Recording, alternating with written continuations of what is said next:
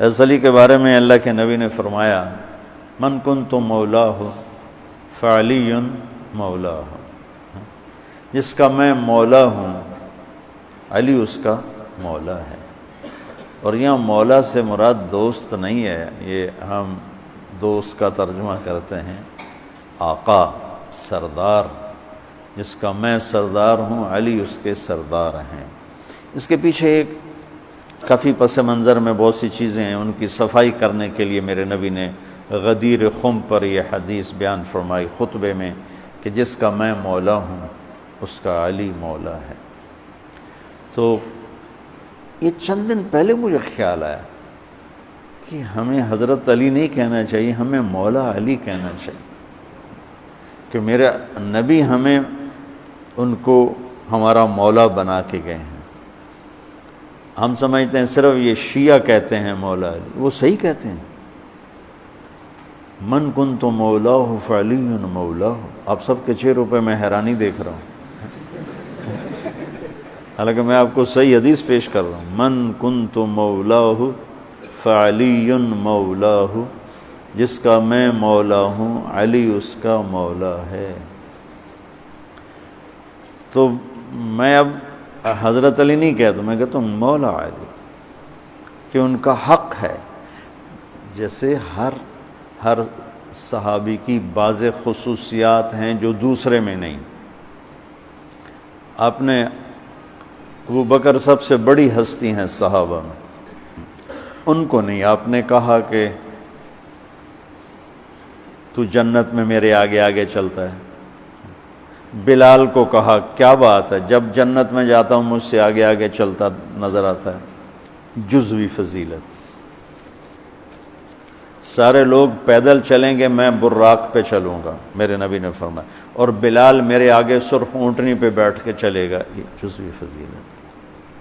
جنت میں جانے لگوں گا تو جنت کی سواری کی لگام ایسے نیچے گرے گی۔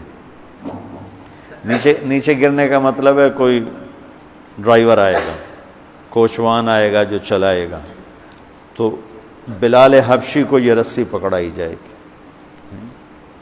تو اس طرح یہ جزوی فضائل کسی کے کسی طرح، کسی کے کسی طرح ہیں۔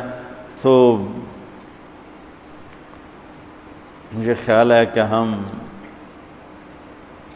اہل البیت کے حق میں بڑی کوتاہی کرتے ہیں، بہت کوتاہی کرتے ہیں۔ ہم اللہ کے نبی کی اولاد کے تذکرے نہیں کرتے، اس سے ان سے محبت کی گرمی بھی نہیں پیدا ہوتی۔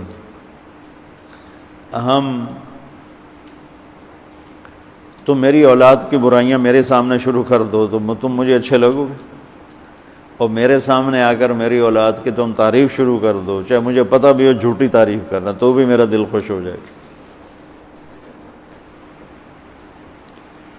تو ہم نے نا اللہ کے نبی کے گھرانے کے بارے میں بہت کوتاہی کی ہے، بہت کوتاہی کی۔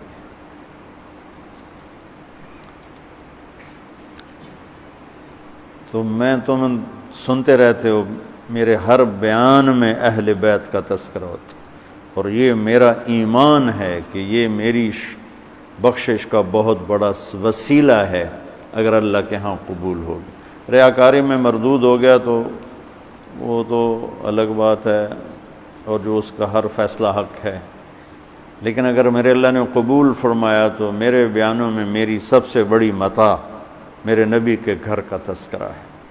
میں اس سے اندر کی محبت سے بھر کے کرتا ہوں،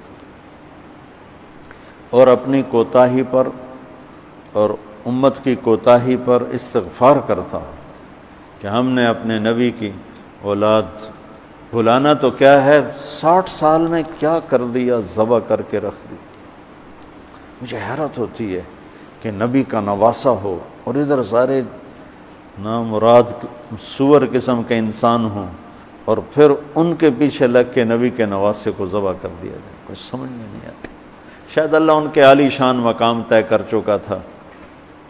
جب وہ سب ساتھیوں نے کہا نا کہ اب واپس چلیں، وہاں ابن زیاد آ چکا ہے، واپس چلیں، تو فرمایا کہ نہیں مجھے جانا ہے۔